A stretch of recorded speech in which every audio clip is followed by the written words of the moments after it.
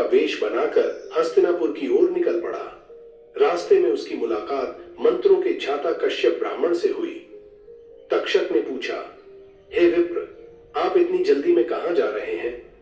कश्यप बोले, तक्षक नाग राजा परीक्षित को डसने वाला है। मैं अपनी मंत्र शक्ति से राजा को विषमुक्त करने जा रहा हूं। तक्षक ने अपना असली रूप दिखाया और हंसकर बोला, हे ब्राह्मण, मैं ही वह तक्षक हूं। मेरे विष के आगे कोई मंत्र काम नहीं करता। तुम लौट जाओ। कश्यप नहीं माने। तब तक्षक ने चुनौती दी, अगर तुम्हारे पास इतनी शक्ति है तो देखो, मैं इस विशाल वट वृक्ष को डसता हूं, तुम इसे बचाकर दिखाओ। तक्षक ने अपने जहरीले दांतों से पेड़ को डसा और देखते ही देखते वह हरा भरा पेड़ जलकर राख का ढेर हो गया। कश्यप ब्राह्मण मुस्कुराए। उन्होंने उस भस्म राख को इकट्ठा किया और अभिमंत्रित जल छिड़कते हुए मंत्र पढ़ा।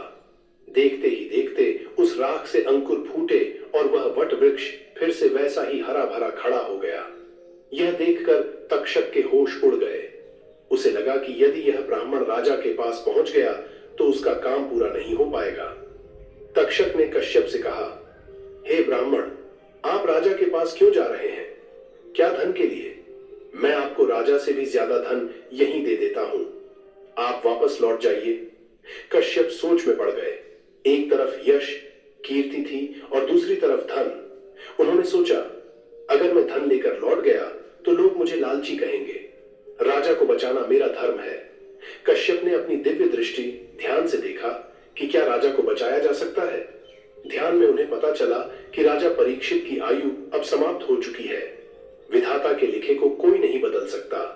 यह जानकर कश्यप ने सोचा कि जब मौत निश्चित है तो व्यर्थ परिश्रम करने से क्या लाभ। वे तक्षक से पर्याप्त धन लेकर अपने घर लौट गए। कश्यप को विदा करने के बाद तक्षक हस्तिनापुर पहुंचा। वहां उसने देखा कि राजा 7 मंजिला महल में कड़ी सुरक्षा के बीच रह रहे हैं। तक्षक सोचने लगा, अब इस अभेद्य किले के अंदर कैसे प्रवेश करूं और राजा को कैसे छलूं।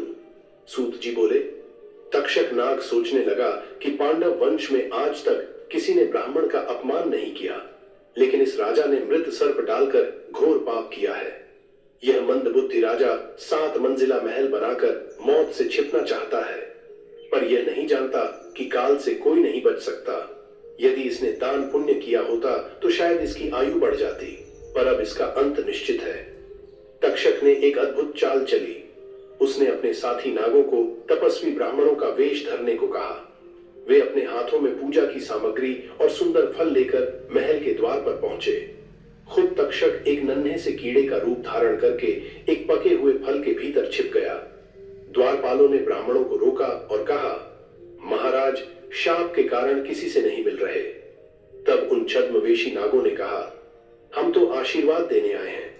अगर राजा नहीं मिल सकते तो हमारा दिया हुआ यह फल और जल उन तक पहुंचा दो। राजा परीक्षित ने फल स्वीकार कर लिया।